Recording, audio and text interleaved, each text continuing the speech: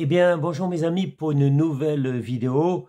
Donc, ça sera à nouveau à propos d'un film que j'ai aimé, un film qui est disponible sur la plateforme Netflix. Il s'agit de Don't Look Up, le déni cosmique. Don't Look Up, ça veut dire ne regardez pas en haut. Et le déni cosmique, pourquoi? Parce que c'est une météorite cosmique qui a été découverte par deux scientifiques américains et qui vont alerter le président des États-Unis, la présidente puisque c'est une femme, qu'il faut faire quelque chose. Et ça fait quelques jours que j'ai vu le film et je crois que c'est 3 mois. Il reste plus que 3 mois avant que la catastrophe arrive et que la planète Terre soit détruite par cet astéroïde qui va percuter la Terre en fait.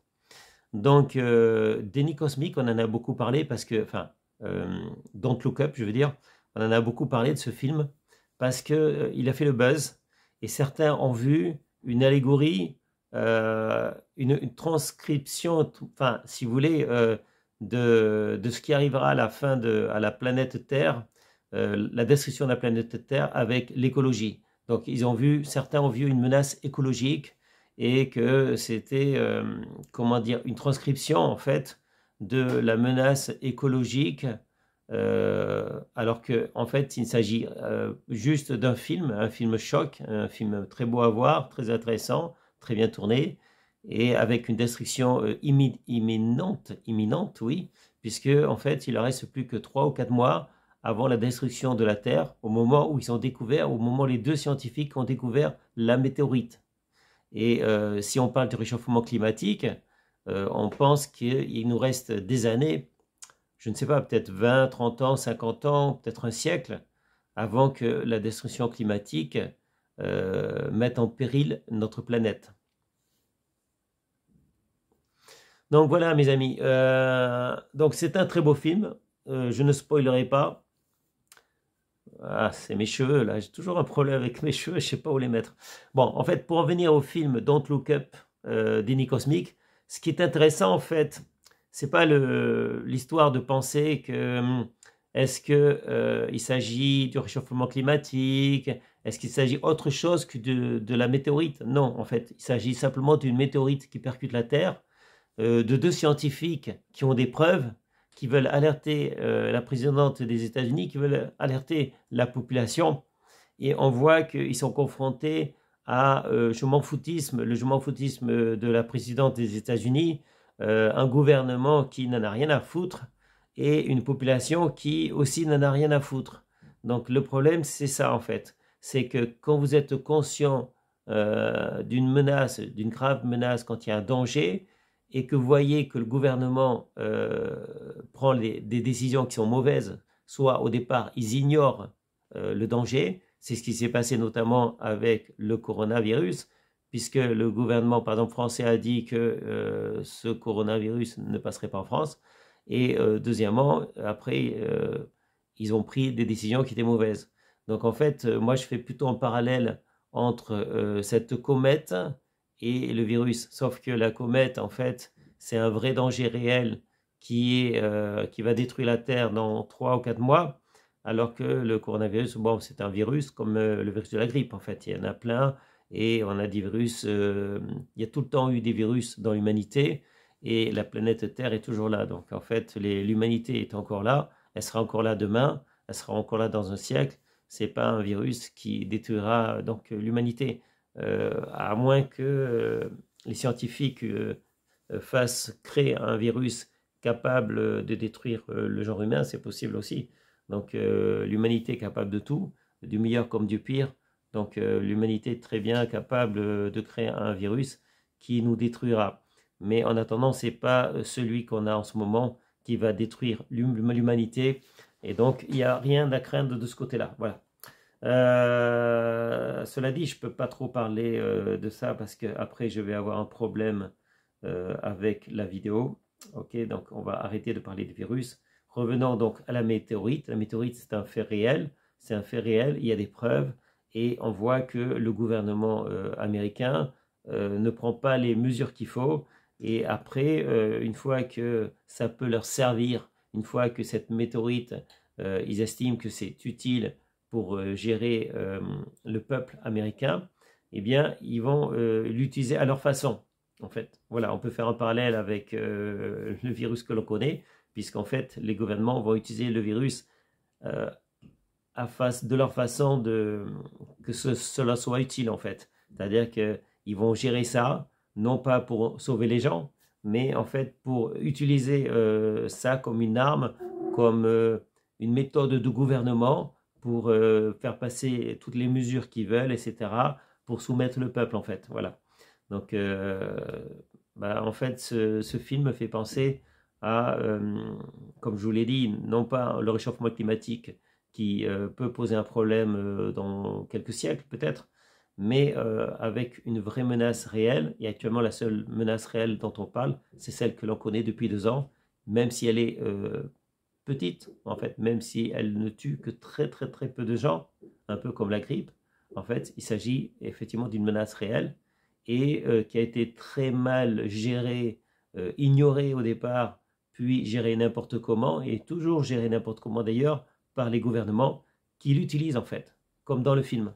En fait, dans le film, le gouvernement américain va utiliser cette menace dans leur propre intérêt. Voilà. Et donc, bon, en dehors de ça, il s'agit d'un très bon film d'action que je vous invite à voir. Donc, chacun pourra y trouver ce qu'il veut. Moi, je m'intéresse à tout ce qui est survie. J'ai un blog sur la survie. Et donc, ce qui m'intéresse, c'est d'évaluer les menaces, évaluer la dangerosité des menaces. Effectivement, une météorite qui va percuter la Terre dans 3 ou 4 mois, c'est une menace sérieuse qu'on ne peut pas ignorer. J'espère que nos gouvernements, les gouvernements du monde entier ont prévu quelque chose au cas où cela arriverait un jour, parce que les météorites tombent tout le temps, mais généralement c'est des petits fragments. Donc le jour où on est percuté par une météorite importante, c'est la menace de la vie terrestre, la menace de la planète qui est en jeu. Donc est-ce que les gouvernements ont prévu de lancer des fusées, prévu quelque chose pour faire dévier la trajectoire d'une météorite si un jour une météorite venait à percuter la Terre? J'espère que nos gouvernements ont prévu quelque chose, ont prévu des missiles, ont prévu de pouvoir lancer des bombes pour percuter, atomiser ou dévier en fait la trajectoire d'une météorite. Voilà. Donc il y a plusieurs menaces possibles, mais en fait ce n'est pas encore des menaces réelles, c'est des menaces possibles. Et il faut que les gouvernements prennent ça en compte comme tout un chacun. Quand on est chez soi, on prévoit aussi la menace d'un voleur, une boutique, un commerce prévoit la menace d'une attaque, une banque, une attaque à main armée, par exemple. Voilà, donc chaque fois que vous avez quelque chose à défendre, en fait, vous devez prévoir les moyens de vous défendre, en fait. Que vous soyez chez vous, personnellement, que vous soyez sur un site, vous avez des outils, ou si vous n'avez pas des outils, c'est à vous d'acquérir les outils qu'il faut pour vous défendre. Quand vous avez des ordinateurs, vous avez des antivirus, vous avez plusieurs possibilités de vous défendre contre aussi bien les virus que des hackers, etc. Vous pouvez faire des sauvegardes. Enfin, il y a plusieurs moyens de se défendre. Et à chaque fois que vous soyez dans la rue, que vous soyez chez vous, que vous soyez sur un ordinateur, par exemple, vous devez avoir les moyens de vous défendre. Si vous n'avez pas les moyens de vous défendre, à ce moment-là, vous êtes susceptible d'être une victime. Que vous soyez chez vous devant un ordinateur, que vous soyez dans la rue, où vous avez une tête de victime, vous avez, je sais pas, vous laissez, vous montrez votre jolie montre, etc. Une montre qui coûte de l'argent, qui coûte cher.